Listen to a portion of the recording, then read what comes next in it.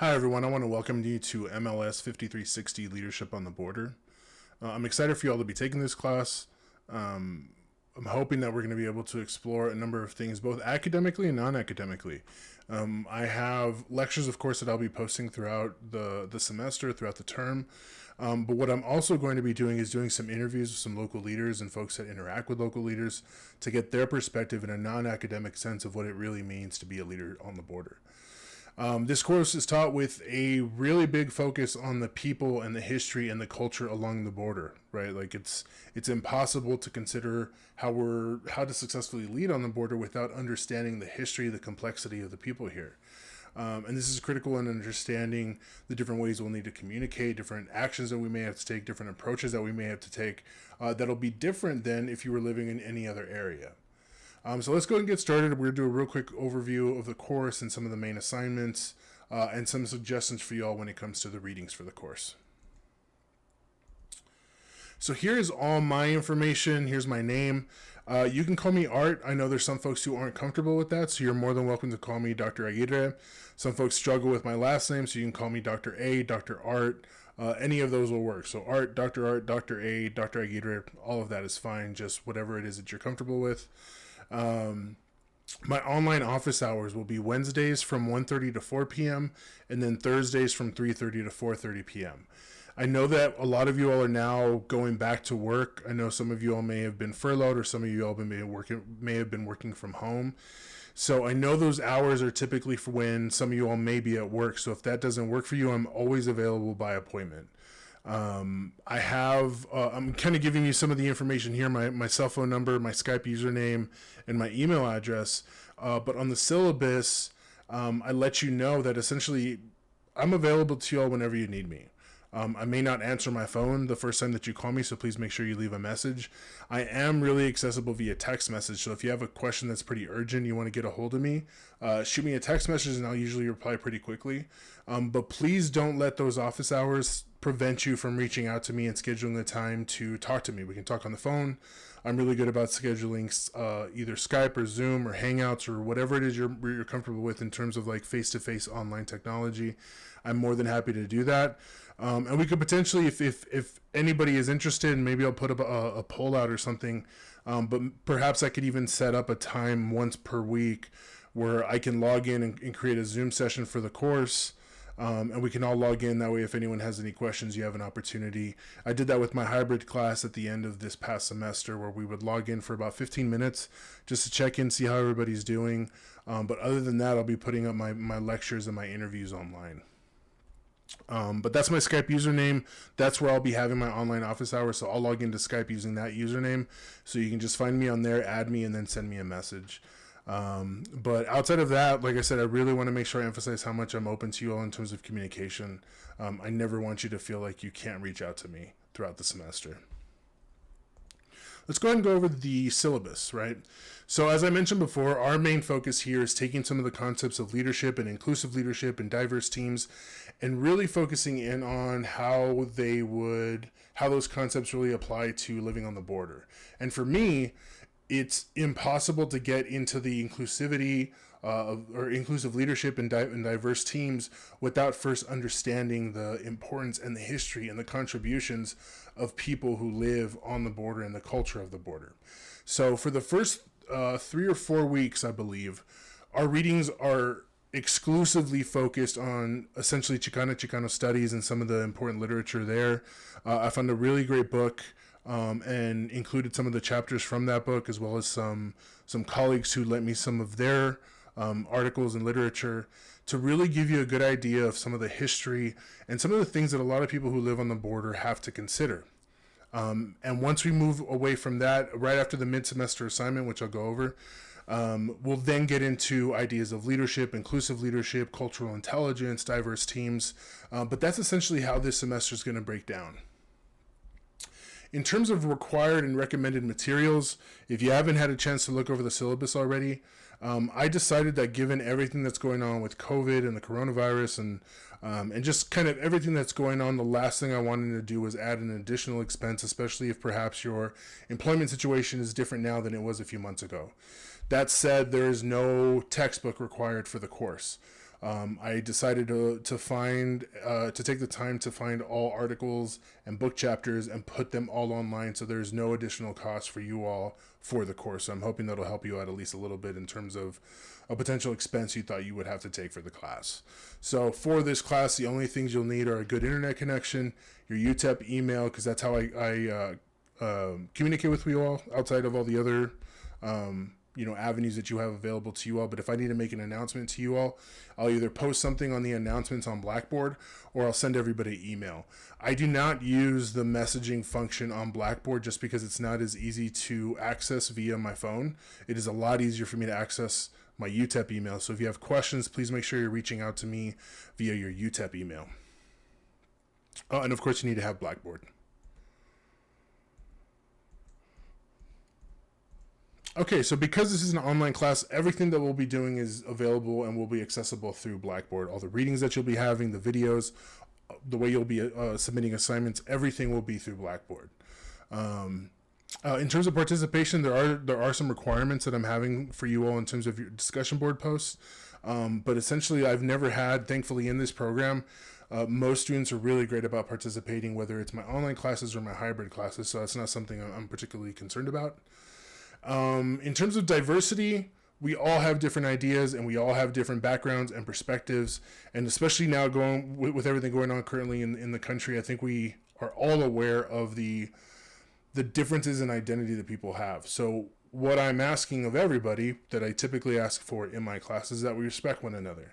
So when you're arguing points, make sure you're arguing ideas and not identities, and understand that we should be as respectful as we would be in person as we are online. I know I haven't had any issues in this course, but I have had issues in previous online classes where there are some folks who perhaps feel more emboldened to kind of be disrespectful or rude because it's an online course. So I just want to make sure that we're avoiding doing that and treating everybody with respect.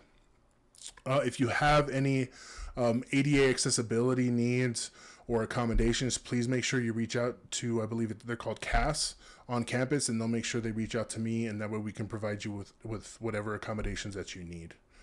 And like I said before, just in terms of online etiquette, just make sure you're being respectful. I really don't want to have to step in and corral anybody. I don't think we need to do that.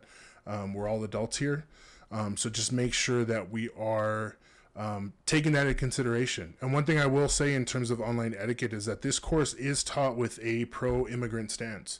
Regardless of how you feel about immigration or immigrants, it is impossible to consider the culture and the kind of the overall feel of the border without immigrants and their importance in our culture, in our economy. So I do teach this course with a pro-immigration and pro-immigrant stance. So if that is going to be an issue for you, please let me know. But I just want to make sure you're aware of that heading into the class. That said, because it's taught with that perspective, I do want to make sure that we are arguing for, regardless of where you stand, that when you're talking about whatever prompts we're talking about or whatever ideas that we're talking about, that you consider that we're not talking about whether immigration, we're not talking typically immigration reform. What we're talking about is if you're in a position of leadership, typically you're going to have immigrants, whether they are documented or undocumented, as part of your workforce if you're living and operating on the border. So essentially what my job is here is not to create an argument about what we should be doing about immigration, but essentially what can we do with the people that are already a member of our team, and things that maybe we're not considering for some of those folks who are members of our team. So I wanted to make sure I highlighted that with you all. That way you know what to expect heading into the class.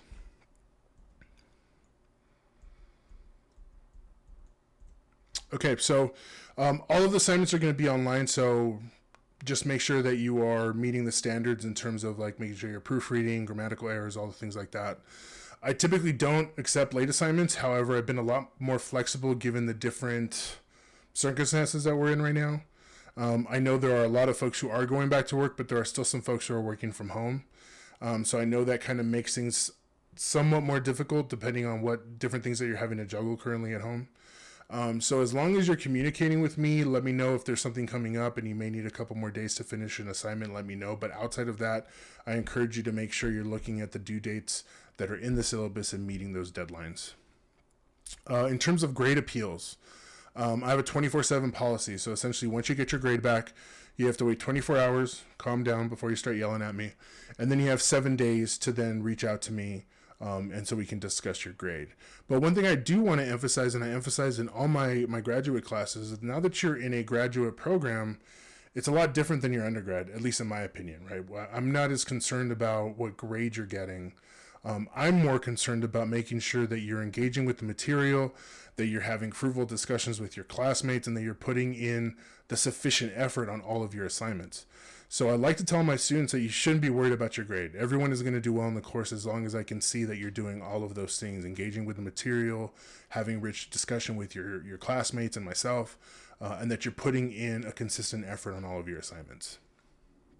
That said, in terms of ethics and academic dishonesty, I really don't think anyone should be in a position where they feel like they have to cheat or to plagiarize on any of their assignments. I make myself available to you all as much as possible. So please, if you ever feel like you're struggling, reach out to me as quickly as possible so we can try to figure something out. That said, communication is really important, right? It really wouldn't help if you come to me like week 7 saying that you haven't done well on any of your discussion board posts, you didn't do well in your mid-semester assignment, but you want to know how you're still going to be able to get an A in the class. That's not going to be really, there's not a whole lot that we can do there. But after the first few discussion posts, if you realize you're not getting the grade that you anticipated, talk to me and I can let you know exactly how to remedy the situation. But there's not a whole lot I can do if you're not communicating that to me. And lastly, expectations for work. So, like I said before, this class is a little bit, not different, but because it's online and because everything that's going on, my expectations are that you are, again, engaging with the material, having rich discussions with your classmates, and that you're putting in a sufficient effort. However, there may be some situations, particularly let's say in the first few discussion posts, if I see that there's something that's not necessarily meeting my standards in terms of whether it could be like grammatical errors, whether it could be that it's way more opinion than bringing in like actual substance from the readings from that week, all I can do is grade you on your work, right? I can't grade you on your effort for those discussion posts. So make sure that you are reading carefully the syllabus on what I'm expecting. At the bottom of the syllabus, I have a rubric for like expectations for work and kind of what you would need to do to get a good grade on your written assignments. And I think that should be really helpful in understanding what my expectations are for your written assignments. That said, let's get into your assignments. So the first thing and probably the biggest brunt of the class is your discussion board post. We have one every single week. You have to have an original response, and then you have to respond to at least 2 classmates by the end of the week. You'll get 50 points per week. You get 25 points for your original post, and then up to 25 points for your responses. So please make sure that you're responding to your classmates. That's the easiest way to lose points on your discussion board posts, is by not responding to at least 2 of your classmates. But that's pretty straightforward. In my opinion, and essentially these Blackboard posts serve in lieu of the time you typically would be spending in class with me. So that's why they make up so much of your grade. Participation. This is essentially my way of giving you an easy 100-point kind of foundation for your grade. As long as you're keeping up with your discussion board posts and turning in all your assignments, that should be an easy 100 points. We have our mid-semester assignment. I'll go over the details in the next slide. And then we have our final paper. Now for the mid-semester assignment, I want to do things a little bit different. So you have some options here for your mid-semester assignment. You can do a leadership interview, right? So I know there's some folks who are very much still keeping in line with social distancing. So you can do a Skype interview. You can do a Zoom interview. I know both of those platforms offer options to record the interview for you. So essentially you could do your interview, record it, upload it to YouTube, and then you share it with the class. That's an option. If you want to interview someone in person and still just maintain social distancing, you can do that and just do an audio recording with your phone and then send the voice memo to me.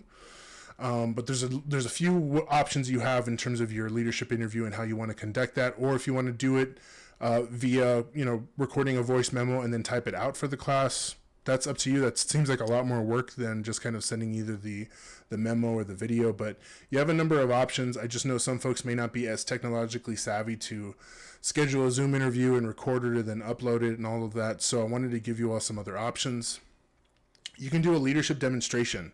And essentially what that is if this were like a hybrid class or a face-to-face class, you would sign up for one of the weeks and you would present the readings for that week in whatever way that you feel is appropriate and interesting to you. So you would just be leading the class, and that's what you're doing here. So you can choose any of the readings that we have for the class. You don't have to just choose the ones that are for week 4, which is when the assignment is due. I think it's week 4.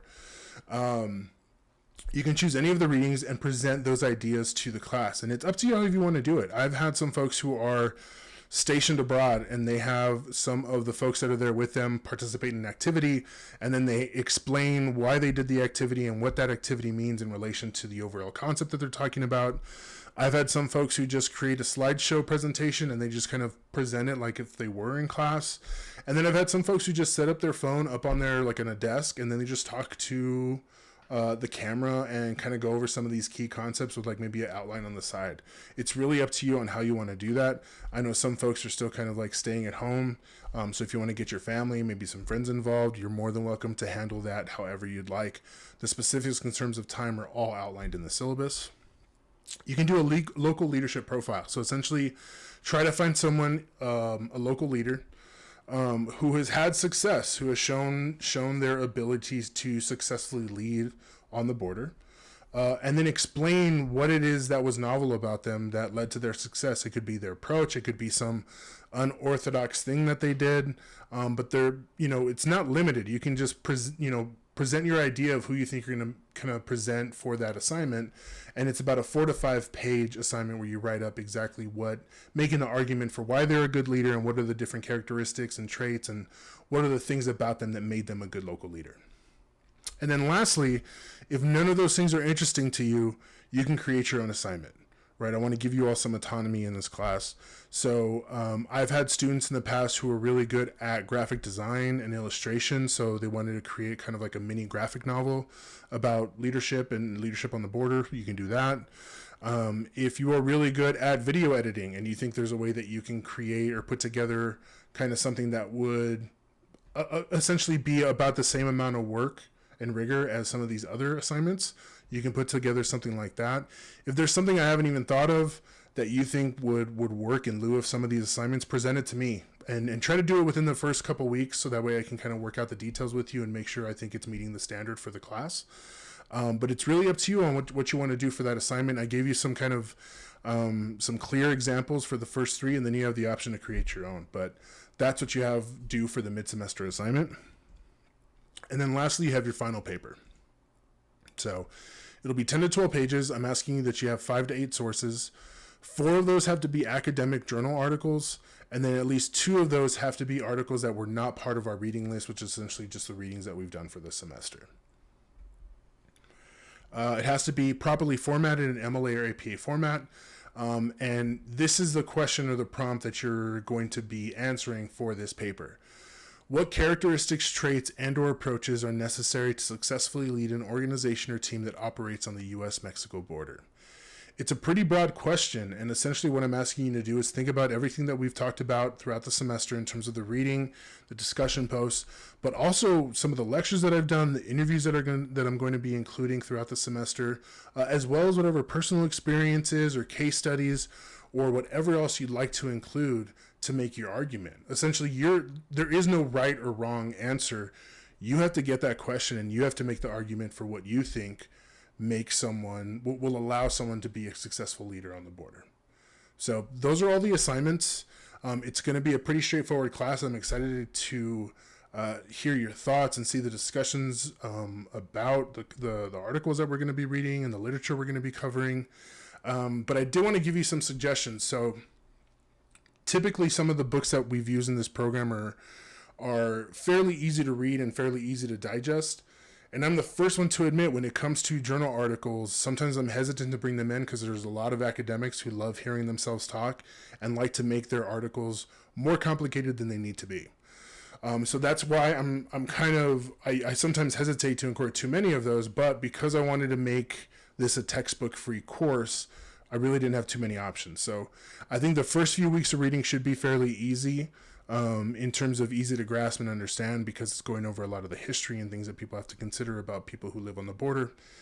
But when we get into some of the other articles, there are some concepts that might be a little bit more dense, and that use language that's just a little heady. So a few suggestions: if there's something you don't know or understand, that just something is really foreign to you, I highly suggest you take the time to just Google it real quick so you get an idea of what that concept means.